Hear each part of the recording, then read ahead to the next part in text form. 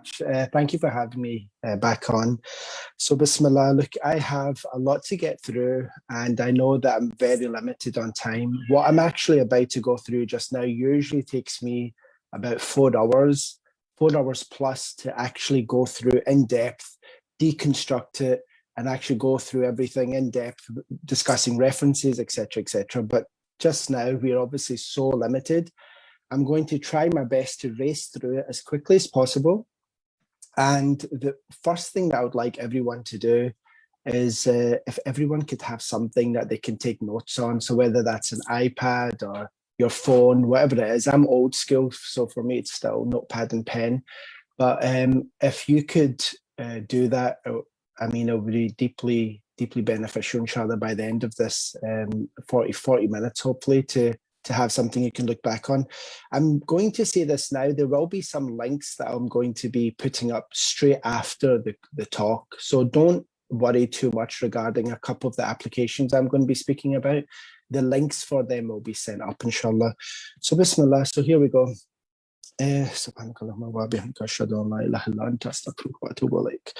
Okay, so today's sort of like brief is regarding faith-based self-preservation, and we're discussing a tool or accumulation of some tools that have been umbrellaed under something called athkar.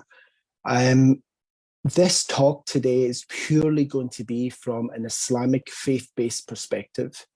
I mean, there's other talks, there's other programs that I do regarding, obviously, heartbreak, like you mentioned earlier on, red flags in the relationship, conflict management, all the 5 love languages, all these sort of things. I mean, that's all one sort of like department that I sort of like look into. It's like what I specialize in.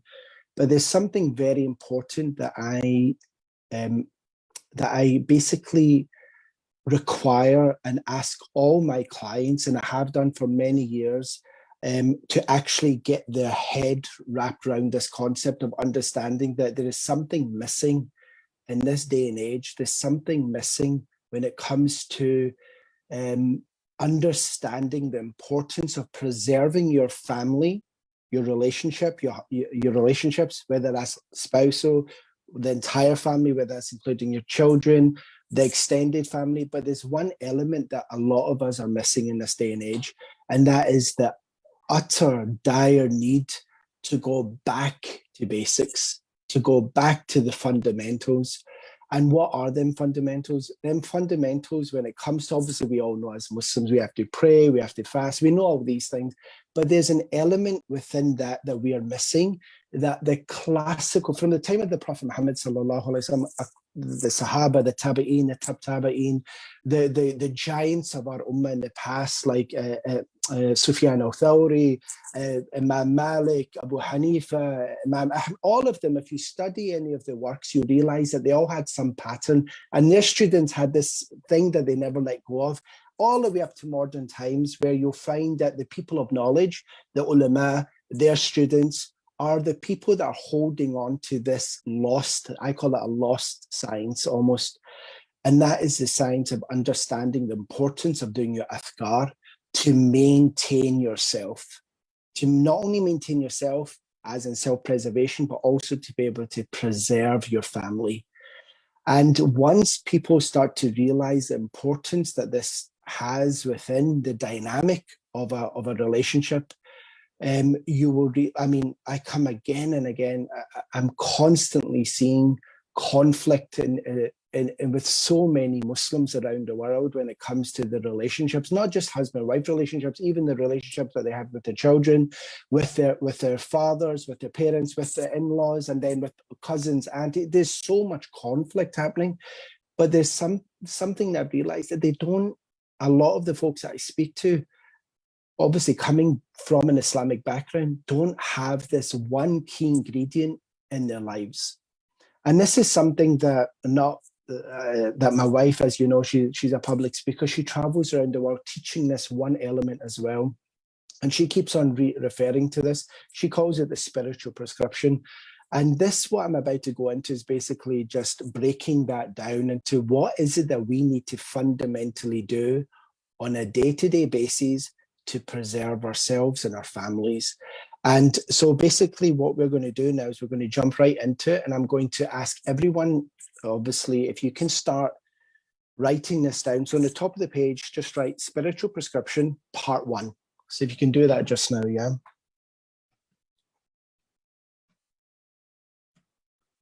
Okay, so Spiritual Prescription Part 1. Okay. So what I would like you to all do is I want all of you to download an app if you haven't already got it. It's called My Dua, MYDUAA. Okay, that's one app, My Dua. And that dua is actually, it's an app made from this old, I mean, I'm sure you've seen these. It's Fortress of a Muslim. They've been around for 10, 15 years now, maybe more. And you see that way back before the app version, a lot of folks used to carry this. And this is basically that in this book, Fortress of a Muslim, in an app form. So I would like everyone to download that. And just so that you know, I'll show you the screen. This is what the icon should look like when you're looking in your app. In the App Store, it's this one here. Basically it's a picture of a Kaaba, so that you don't download the wrong one. Okay, so that's the first one, and the second thing that I want you to do is download an app. I'm going to send the link for this one because this one's a little bit tricky to get hold of, but I'm going to send you the link for this one for both Android users and for the iPhone users. And this one here is called Wa Iyyaka Nasta'in, okay? And this is based on a book called Wa Iyyaka Nasta'in, compiled by Dr. Farhat Hashmi from Al-Huda Institute. And this is, again, a dua book that's been made into an app form. And this app here, Wa Iyyaka Nasta'in, I'll just quickly give you the spelling just so you have it for some of the viewers that are taking notes, is W-A, then IYYAKA Nasta'in. It's Nastaeen. So Wa Iyyaka Nasta'in, okay? And from you alone we seek help. That's the translation. And from you alone we seek help. Okay, and the app, just if you are searching for it, that's what it looks like. If you can see that, that's what the app looks like. I will send this link after the talk, inshallah, on the Facebook page. So after you guys have done that, what I'd like you to do now is, once I'm going to talk through one of the apps. Both of these apps are basically, they're the same in when it comes to what it contains, but the interface of Wa Iyyaka Nasta'in is slightly more updated, and I prefer the interface of that. But there is one or two du'as that I couldn't find in My Dua that I found in the second app, and hence why I just have them both, just so I can sort of like switch from each one depending on what I needed for on what occasion. So, okay, so let's discuss My Dua app, and let me start going through this. So what I would like everyone to do now is, obviously you've written part 1, Spiritual Prescription. I would like you, after you've downloaded the app, when you open the app, you're going to be faced with an index, basically, with all these categories of du'as, they're all authentic du'as. And that's one of the beautiful things about both of these apps, is that there's so much out there just now. I got introduced to one just recently. It was complete hocus pocus, and that's why I always recommend these two. I mean, there was one I just got, and someone was telling me that it was saying something strange, like say a specific phrase, and then after you've said that 1,000 times, make sure you have a pot of rice there, and then you have to blow in the pot of rice, and then you have to do tawaf around it, and then when you open the lid, you write a lot in it, and then you should have your du'as answered. Like, just complete nonsense. So the good thing about these apps is that you can bank on them. So they're all referenced, and it all goes back to the sources. So these two are very, very good apps to have and to recommend to people. So, okay, so when you open the My Dua app, what will happen is that you're going to have an index, and in that index, you're going to have all the different sort of like du'as that you expect from a dua app. So you have like the morning and evening dua, the protection du'as. You have in times of stress and anxiety, in times of loneliness, in times of like congratulations for the birth of a new child. Like you have all these different categories. What I would like everyone to do is I would like everyone to actually start off, and you can write this down, is start off with the morning and evening adhkar and the protection du'as. And what I want you to do is when you click on the morning and evening adhkar, what's going to end up happening is you're going to have sort of like this index, and you click on the morning, evening. Once you click on the morning and evening, it's going to open up to a further 25 morning and evening du'as, like laser focused du'as for the morning and evening period. So once you, what I would like everyone to do is sit back, grab yourself a cup of chai, a good cake rusk or a shortbread piece, and sit back and go start going through the app. Spend a good hour. This investment of time is well worth it, because you'll see as we get onto it how deep this is going to go. So what I want you to do is sit back for a good hour, an hour plus, and go through the app, starting with I recommend the protection du'as in the morning and evening ones. As you're going through this, the apps, what's going to happen is that you're going to have some du'as are going to like spring out, and they're going to touch your heart, and you're going to be like, wow, this du'a is amazing. This supplication is amazing. When you come to a du'a like that, this function, my du'a has a really lovely function. It's got a little star on the top right-hand corner. Once you click that star, so if you've read this particular supplication, you like it, it touches your heart, and you need this particular du'a in your life, what I want you to do is click on that star on the top right-hand corner and now highlight. And then what will end up happening is that it'll get sent to your My Favorites list. I call it your treasure chest, basically. It's going to be sent over to there. So eventually what's going to happen is that after an hour and a half, you're going to sit back, you're going to go through all the app. You're going to start selecting a bunch of adhkar, du'as that you need, whether it's through protection, morning and evening, or whatever it is that you're going through in your life that you need, highlight them. And then what will happen is that by the end of that hour, an hour and a half, you've collected this absolute treasure of specific adhkars according to what you need in your life. So that's what I want you to do. I want you all to collect that and then have them all highlighted, put them over into your little wee treasure chest, which is the all favorite section. And if you actually look, I don't know if you can see my screen here, but there's a little wee My Favorites. It's like a little star, and there's a My Favorite section there. That's where it's going to be in the front of the index. So after you've done that, what's happening now? So now, if you put still under part one of the spiritual prescription, what I would like you to do now is after, it's very important, after you've collected them all, after Fajr and before Maghrib, so you write that down, after Fajr and before Maghrib, I would like you all to bring your phones. And if some of you prefer to use a book, then just use a book. Just get highlight and highlight all the ones that you want. Grab your phone, go to your My Favorite section or your little treasure chest, click it, and there you go. Bang. You have the collection that you've basically filtered down and picked for yourself. After Fajr now, I want you to sit there and I want you to rattle them off. I want you to rattle these du'a, these adhkar off, and then the same again before Maghrib. Okay, now this is where I'm going to get into a little bit more nuance and a little bit more depth regarding the human condition and why is it that people don't keep these things up. And one is because people don't know about these things. And the second thing is that when you do find out about it, there is something that you need to understand. And if I get enough time, I'm going to try to sort of like go through everything and try to give everyone some references. If I have time in the end. If not, then I'll try to post that up. But I'm just going to go through all the motions just now, because I know there might be some students of knowledge, some people obviously of a certain level who are actually like studying the deen. And if you need a specific thing, I can give you that, inshallah. But anyway, so what's happening now is that once you've done that after Fajr, what will end up happening is that once you start, let's say week 1 has gone well, week 2 is going well. Week 3, what ends up happening is that people start to plummet. And these are the reasons why. Number 1, And this is actually very, very interesting because I was actually discussing this many years ago with a sheikh, and he said something profound, and actually it blew my mind when he explained it to me. He said that a lot of people will get involved with their daily athkar, but what ends up happening is that they don't realize they become overzealous.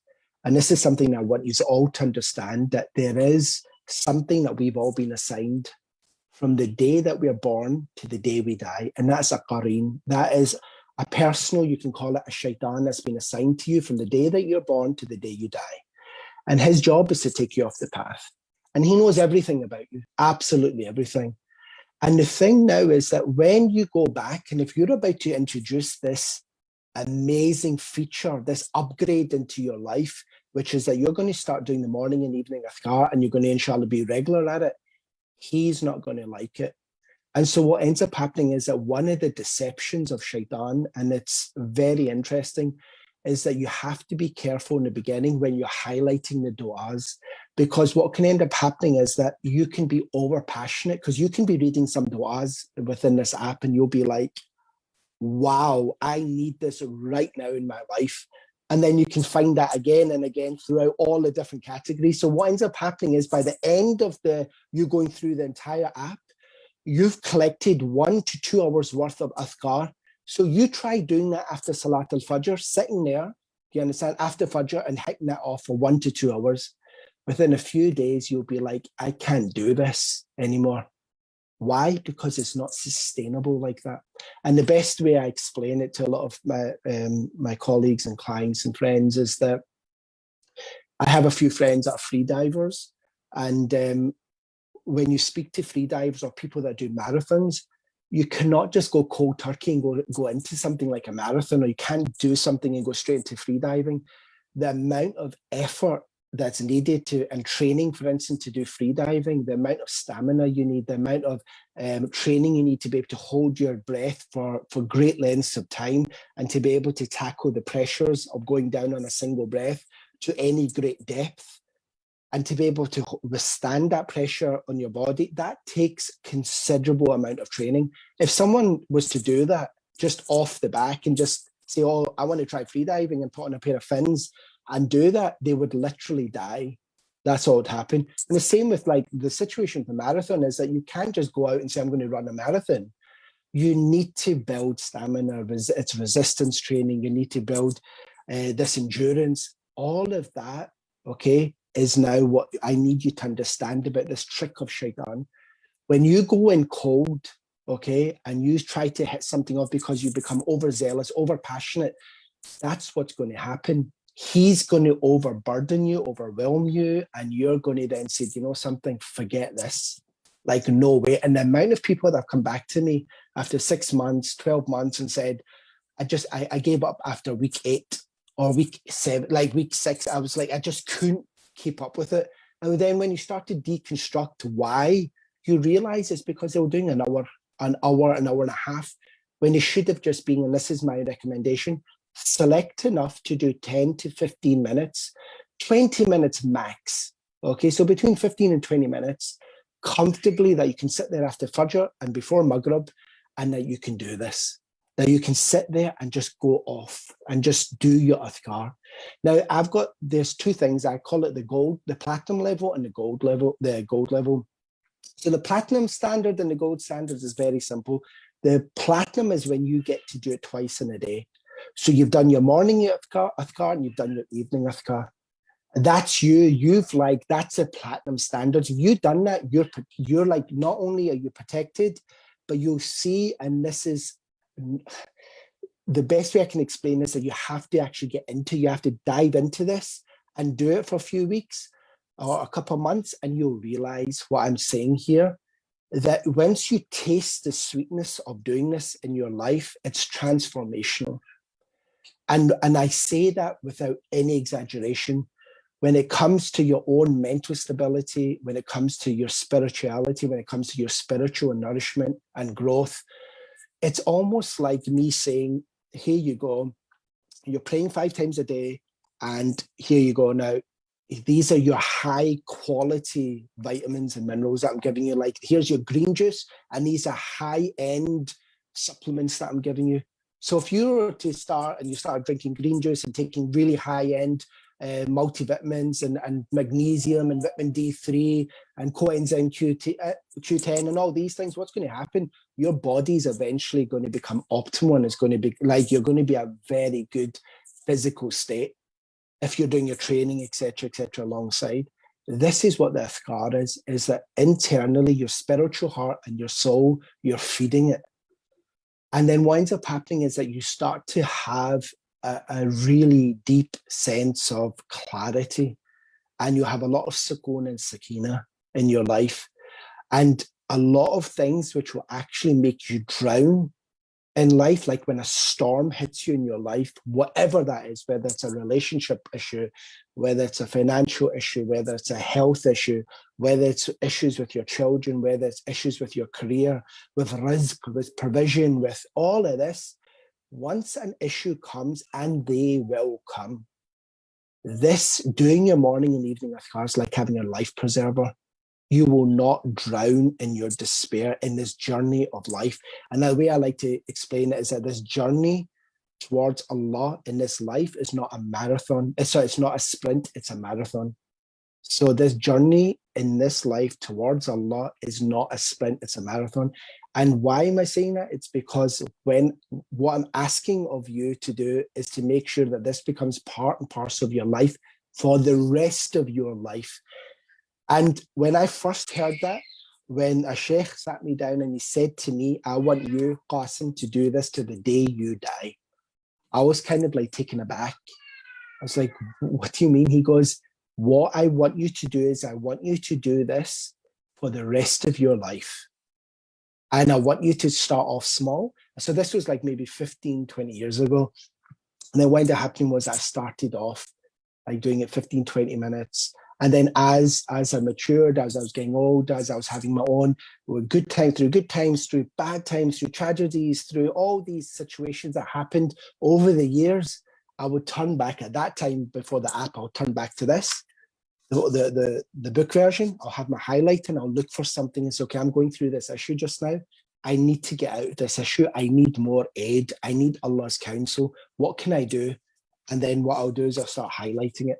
And then eventually, as the years went on, my regiment now from 10, 15 minutes in the morning, 10, 15 minutes at night has now become, Allahumma barak lakum, it's become like 45 to 50 minutes in the morning, 45 to 50 minutes in the evening. And that's why I mentioned the free diving and the marathon. You need to build it up. You can't just go in cold. This is a trick from Shaitan. He will wipe you out. And you need to understand this. It won't be sustainable. It'll become overwhelming. And another trick that he used will be, let's just say you've been doing it after Fajr, before Maghrib, and let's just say that you wake up for whatever reason, you've missed Fajr. So you've missed Fajr and you get up and you're now late. So you have to obviously get ready. You have to do your missed prayer. So you're doing your qadha, you're praying Fajr late now. So you've done all that. You've done that. That which is a fundamental thing. You've caught up with your missed prayer. Now what's happened is you've got the day in front of you. You've got either you're going off to the gym, or you're going off to work, or you have other errands. You have to drop off the kids to school, or you have to pick up stuff from the grocery store. Whatever it is, that's it. The morning is kicked in for you. So what I say to people is, remember the gold and platinum level, the platinum is if you're doing it twice. The gold is if you can't do it in the morning for whatever the reason is, if you can't find a slot of 15, 20 minutes to do it in the morning after breakfast or whatever, then just leave it. Don't stress yourself, because that again is a trick of Shaitan to make you feel overwhelmed and overburdened, where you start whipping yourself. Literally, I've had people come on who have been self-flagellation, almost like they're like so freaked out. They're saying that I can't do this because I'm late for this and I'm running late for work and I did it for a few days and I'm just like, look, as long as you're doing it once, if you can't do it in the morning, leave it. Just wait until the evening then, before Maghrib. And it's the exact same situation with Maghrib. If you can't do it before Maghrib, just relax and do it at some point later on in the evening, whenever you get a spare 15, 20 minutes. And there will be days that you might not do it at all. Do you understand? That's totally understandable. But remember, this I want you to do for the rest of your days, for the rest of your time in this dunya. You do it. You will reap the benefits in this life, and inshallah, you'll reap the benefits in the next life. And when it comes to how transformational this is, when it comes to you as an individual, and then how it spawns into your family life, it's unbelievable. That's all I can say. It's actually unbelievable. And so, okay, so you've done that. You've highlighted everything. You've got your treasure chest. You're doing it after after Fajr and before Maghrib. And now what ends up happening is that you need to understand that a lot of the importance of doing this in this way is that you get into a habit. You make it a routine in your life. And once you've made it a routine, it's almost like neuroplasticity. It's almost like you're rewiring yourself. You're trying to sort of like keep with this habit until it becomes a well-grounded habit within you. So once you've done that now, you've done it, you've got this system in place now for yourself.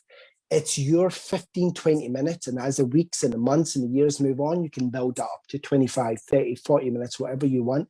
That's your time. It's between you and Allah. And it's like, obviously the prayers, I'm sure that's a completely different chapter, but that's a time for you, especially in this day and age, when everything is upside down just now, when it comes to mental health, when it comes to stability of family.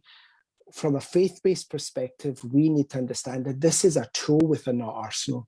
Obviously, and we all know that there's a time and there's a place for going to a therapist, that there's time and a place for going to a doctor or a psychiatrist to get medication if things get to a point where there's sort of like this depression and things are getting out of hand. We understand that, and this is all part and parcel of being holistic and being open-minded when it comes to looking after yourself from an Islamic point of view. But from a faith-based perspective, this is something that should be rooted in every single one of us. Every single one of us. We should have this. Like I said, the awam, the common folk, don't do this. We don't do this. But I've seen the people of knowledge do it, and they hold firm to it. I've seen the ulama, their students, I've seen people hold on to it. And once you taste the sweetness of actually this lost art form, you will realize why it'll be transformational for your life. So that's part one. Okay, so you've got your apps, downloaded them, you've gone through them, you've highlighted each one. From the protection du'as to morning and evening du'as and whatever other situation that you're currently facing in your life, you select a few from there and you've got it. You've got your little treasure chest. Fajr and Maghrib, done. That's part one, over and done with. So now if you can go on and write spiritual prescription, part two. Okay, Bismillah.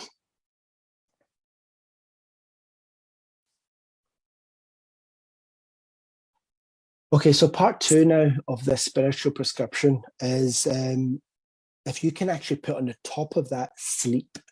So you can write sleep and then spiritual prescription part two.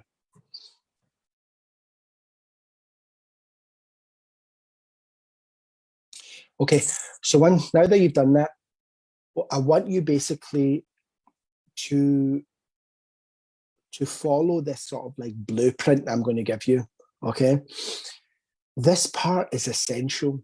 Okay, and I'm going to go into a little bit of depth, and inshallah then if we have time at the end, I'll try to go over and read some hadith and some references to the importance of this.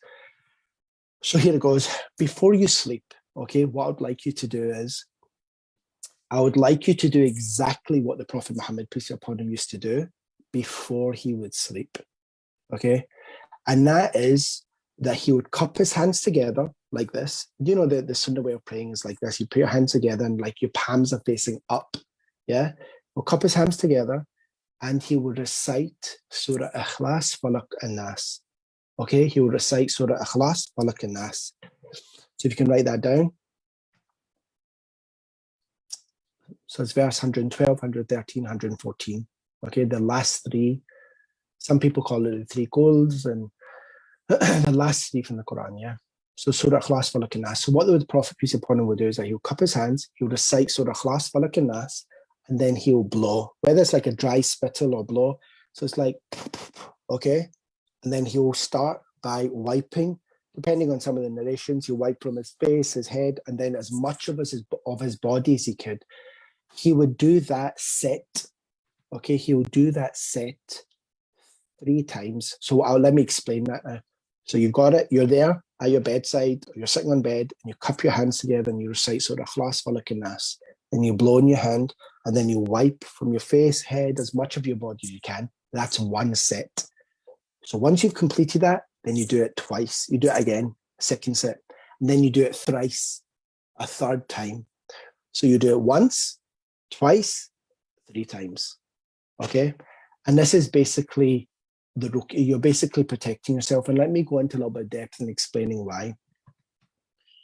So this part of it, okay, and actually before I tell you this part, let me explain that I read a hadith regarding that when the Prophet Muhammad, peace be upon him, for whatever the noble reason it was, that he couldn't do it that night, whether it was through he was not feeling well, or whether it was through injury, or whatever, or he was fatigued, whatever the situation with whatever his noble reasons was that he couldn't do it that night, he would turn to his wife and he would ask his wife, Allah be pleased with her, to do it on him. When I heard that, it literally floored me, because I said to myself that, wow, I said, this was something that our dear beloved messenger, peace be upon him, he would not let go of this. Like he would be doing it, he would do it on himself, but then if he couldn't, he would ask his wife to do it on him. So it got me thinking, and I was like, okay, then this is something that if he's not going to let go, I'm not going to let go. And so that's something that I need you to understand, is that why do we do this? Why was the Prophet Muhammad, peace be upon him, doing this? Why did he do this regimen? Why was he doing that? It's because Surah Ikhlas, Falak and Nas, and as we know, especially with Falak and Nas, these two verses that were revealed are extremely powerful when it comes to protecting the individual from ayn, hasad, and from the darker elements or darker forces, or the people that are involved, let me put it this way, the people that are involved with the dark arts. Some people call it sorcery, some people call it witchcraft, some people call it black magic. So you have protection from ayn, okay, which is the evil eye, then jealousy, hasad, and then you have witchcraft or sorcery or the darker arts. So he would protect himself by doing this on himself every night. So this is the reason that I want all of you to write this down in this formula, because I've come across many people who say, oh, I do Surah Ikhlas, Falak and Nas, and I'll do it 10 times, or I'll do it this amount of times, I'll do this. And then some people just say, I just do it once. But I want you to know, like, the sunnah is to do it 3 times. And there was a reason, a divine, a prophetic wisdom in why he used to do it 3 times.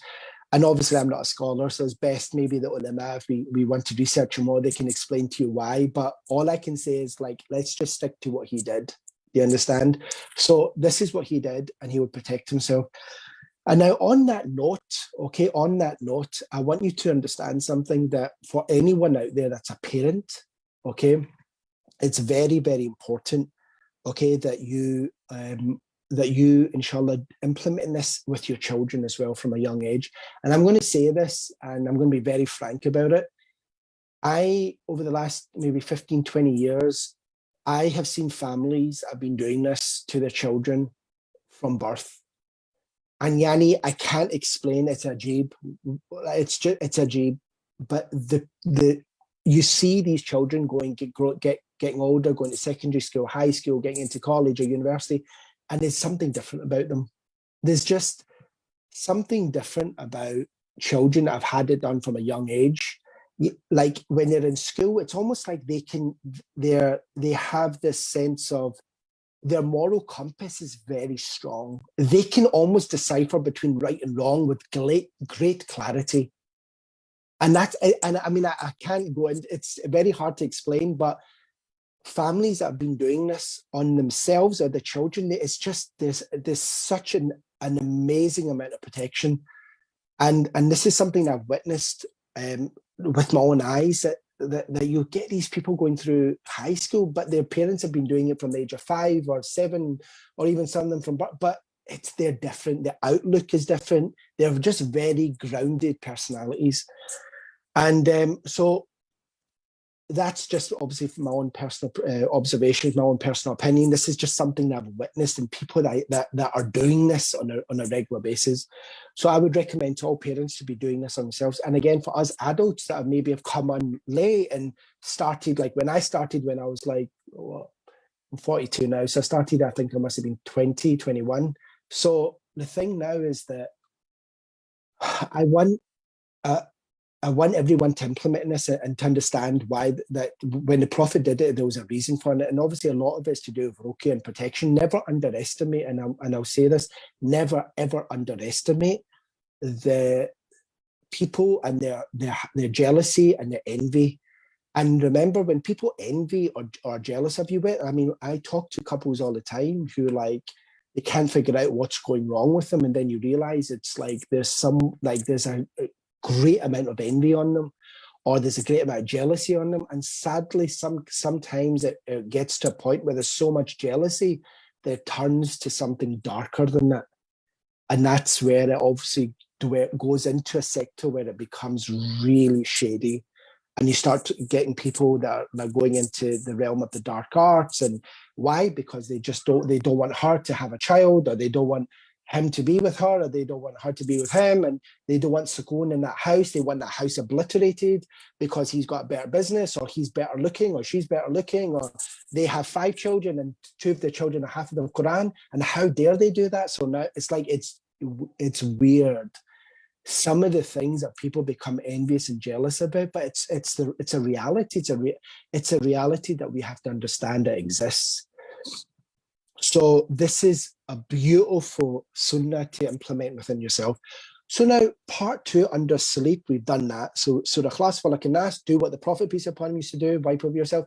Now under that, so part B of part 2 is I want everyone to recite Ayatul Kursi. Okay, so please recite Ayatul Kursi, and then yeah. So I'm going to explain why. Okay, so look, Ayatul Kursi now is very important, and a lot of people underestimate it, and a lot of people I mean, you need to have a fine balance and understand the reality of Ayatul Kursi. But all I can say is that if you get into a habit of reciting Ayatul Kursi as well before you sleep, it's a great protection. And what is that protection from? There's a couple of things that I've read that if you recite Ayatul Kursi as a believer, if you recite Ayatul Kursi before you sleep, not only are you protected from this sort of like evilness and darkness, also for a believer, by the time you've ended reciting Ayatul Kursi before you sleep, a guardian angel, I've heard in some narration 1 guardian, and another narration I've heard 2 guardian angels, are sent down literally as soon as you finish reciting Ayatul Kursi, a couple of guardian angels are sent down to stand over you and protect you throughout the night. And to protect you from what? That's the thing. And this is going to lead me on to this. This is purely from our faith-based, as Muslims, our faith-based perspective. This is what we believe, because we believe in the ghaib, we believe in the unseen. And we've been given a prescription to protect ourselves and our families from this element. And so now when the guardian angels are sent out from what? And this is what I want to explain, because we know, and it's part of the prophetic sayings and from the classical texts of the ulama, they explain to us that sometimes in your home, like when you're sleeping, you never know, there's some dark elements, dark forces that can come into your home. Because there's 2 sides. There's angelic forces, there's angels that bring rahmah and mercy and blessings and pray for you. But there's also the opposite of that. There's darkness out there. There's a dark element out there that can come in. And that's why also in some of the hadith, it's narrated that angels of mercy do not come into the home where there's lots of images, especially like images of like a human being or an animal or something on the walls, or there's a dog in that house and stuff. The angels of rahmah don't come in. That is again a prophetic wisdom. That's something that obviously we listen and we accept. You understand, as believers, that there's dark elements out there that we can understand. So we recite Ayatul Kursi before we sleep. Ourselves, our children, our husbands, our wives, so that we're protecting ourselves from these elements. Because sometimes, do you know the images I was talking about?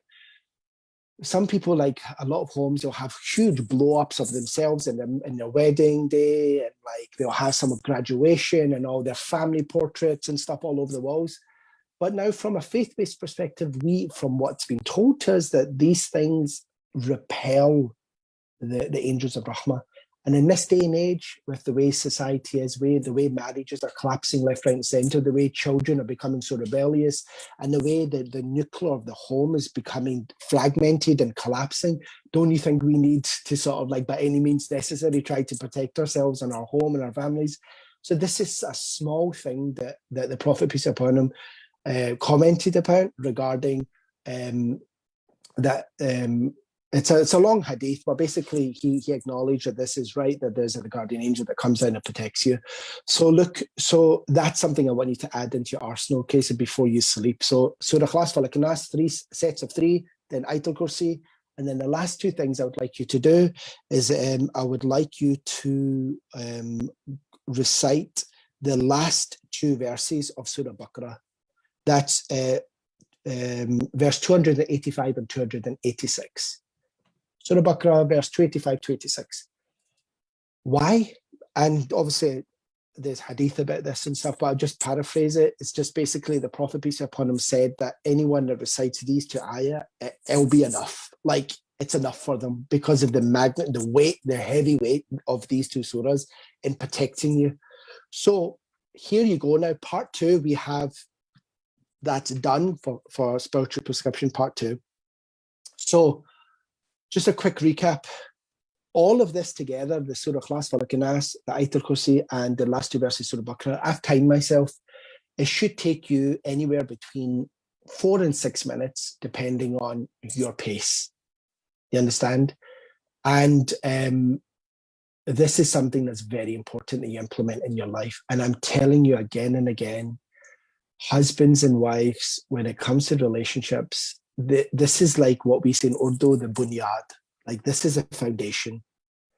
From an Islamic perspective, make sure your soil is fertile, because once your soil is pure and is wholesome and is ready to grow, if you're having issues in your marriage, you understand, and you're having issues with your family and children, etc., remember, once that foundation is solid, then you can come to people and we can discuss in depth. You can go to therapists, you can come to relationship specialists, you can go to doctors, you can go here, you can go there, you can speak to the ulama, you can speak to your local imam, and they'll give you tools and strategies and you can implement. And it's like, if your foundation is strong, you can start building it.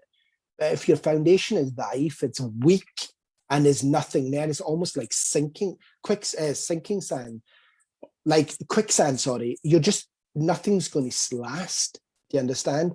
And this is the barakah of getting this lost science, which the classical, can you imagine? I mean, I said this in the beginning, people like Imam Barbahari, Imam Sufyan al-Thawri, Ibn Jawzi, all these, if you read their works, you realize that somewhere along the line in their biographies, you'll realize that they all used to do this, and this was something they never let go of.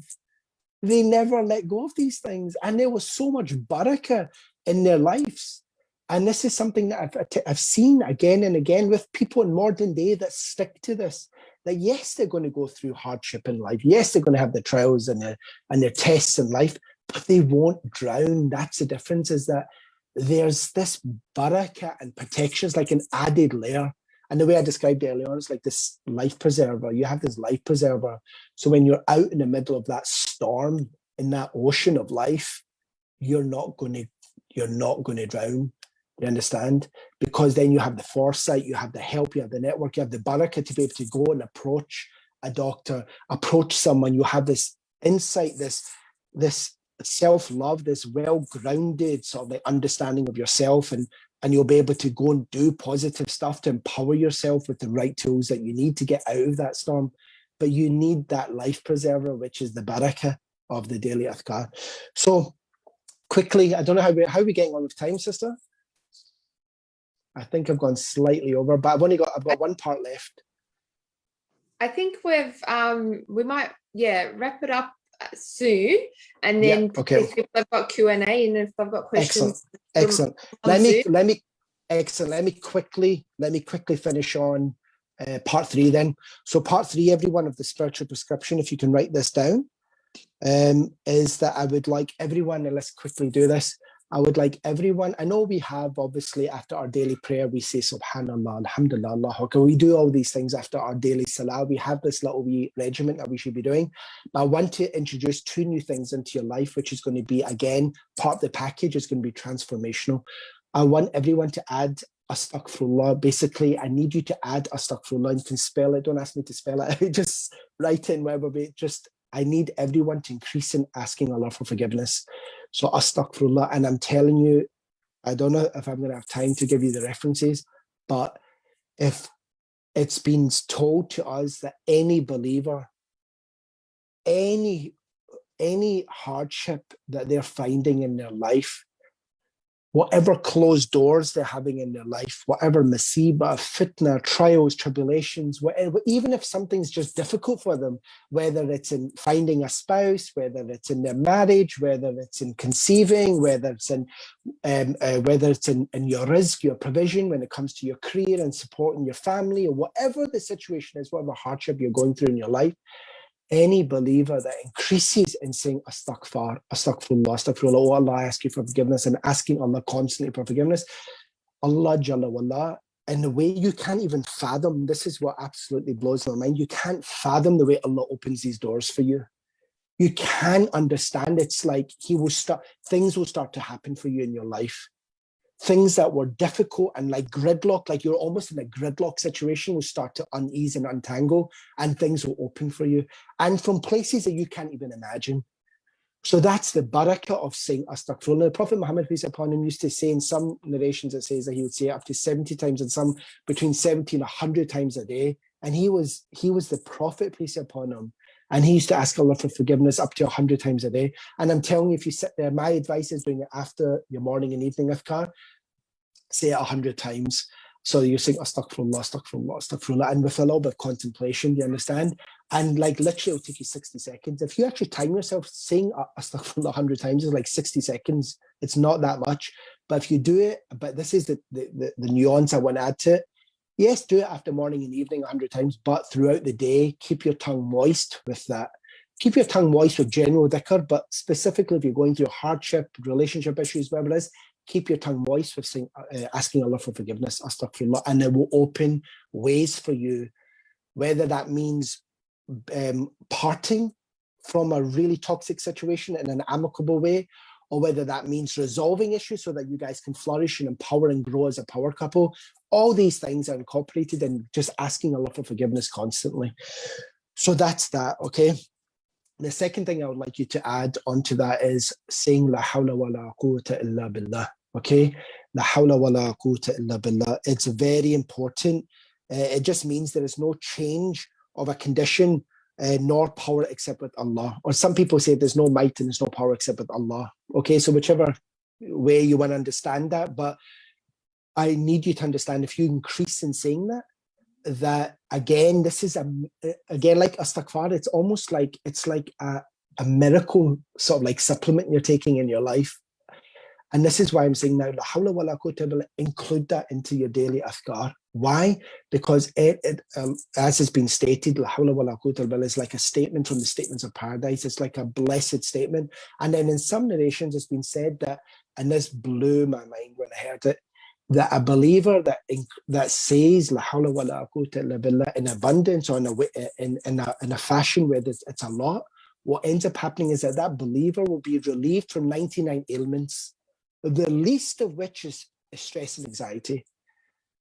The least of which is stress and anxiety. Why did it blow my mind? Because I sat there when I first read this and when I heard others talking about this, and I said to myself, hold on, so a believer is relieved from 99 ailments, the least of which is stress and anxiety, just by increasing and saying la hawla wa la quwwata illa billah. So what are the other 97 things that you're being protected from that you can't even fathom in the unseen realm, in the physical realm, from from God forbid, from attacks, from viruses, from illnesses, from diseases, from accidents, from incidents, from loss of wealth, from loss of family. All of these things you don't know you could be protected from just by incorporating this again, another small addition to your daily adhkar, just by saying La hawla wa la quwwata illa billah. Now, to sum it all up, there's more I can go into, there's a lot more.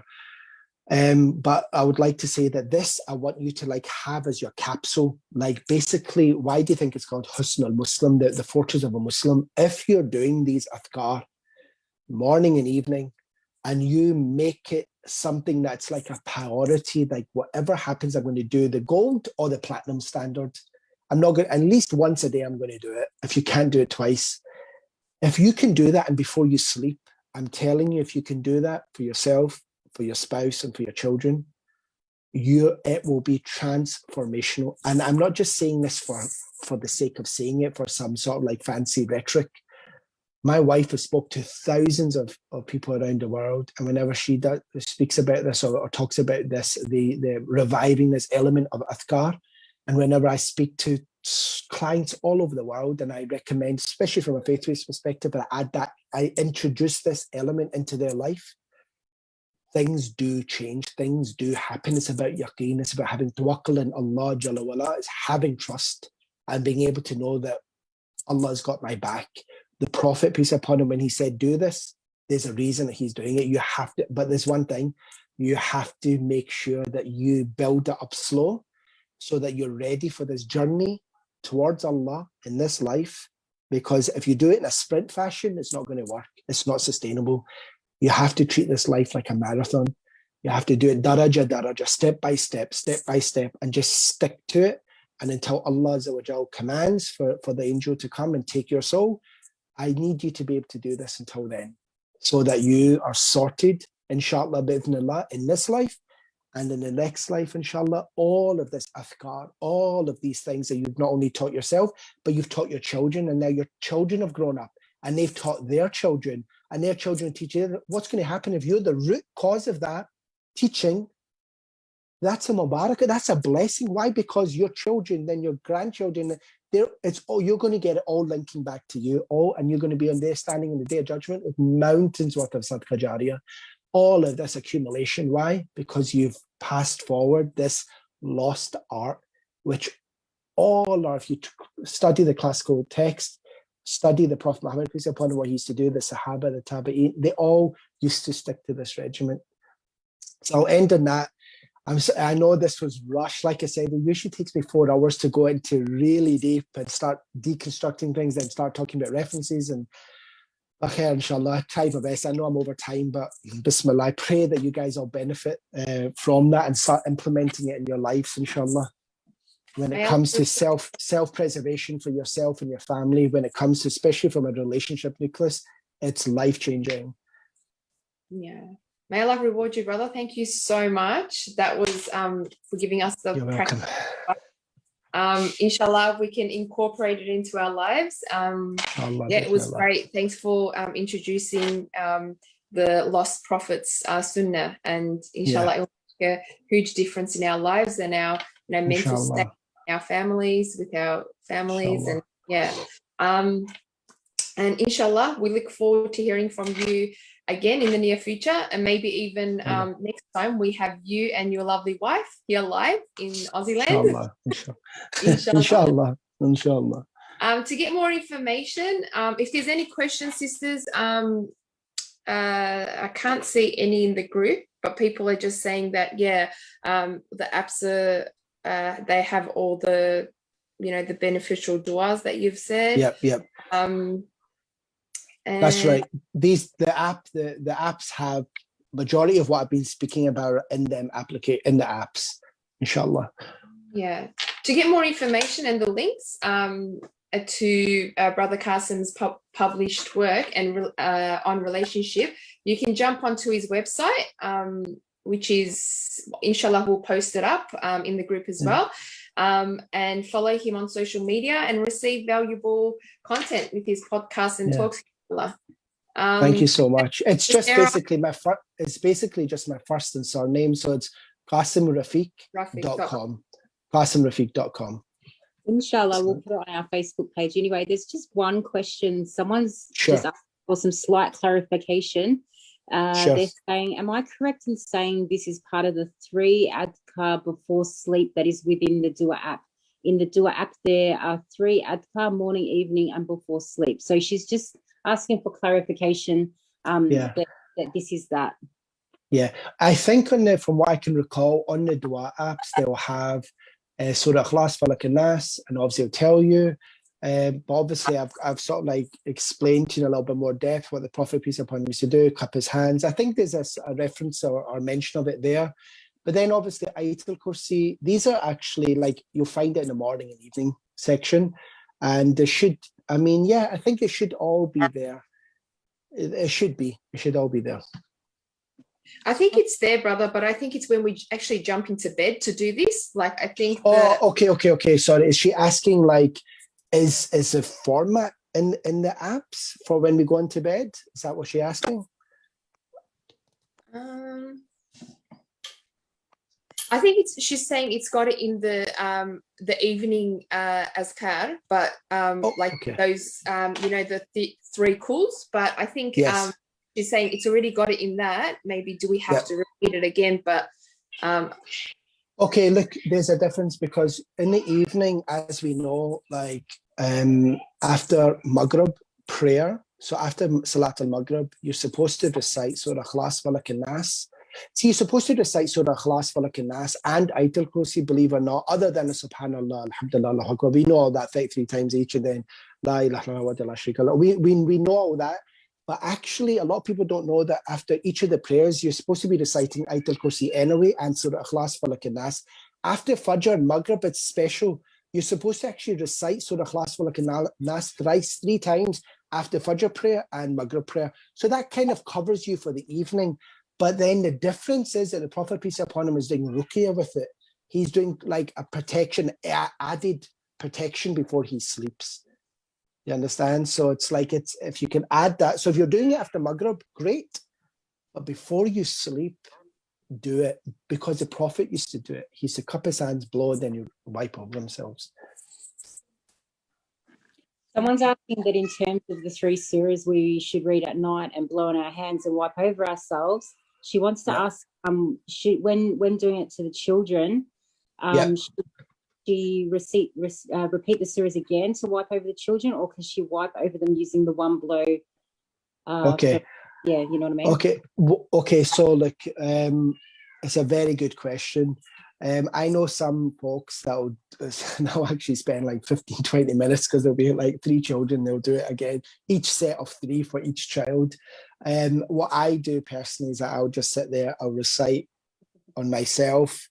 And if the children are there, as I'm doing it on myself, I'm sort of like wiping over them to make it like one set for all of us.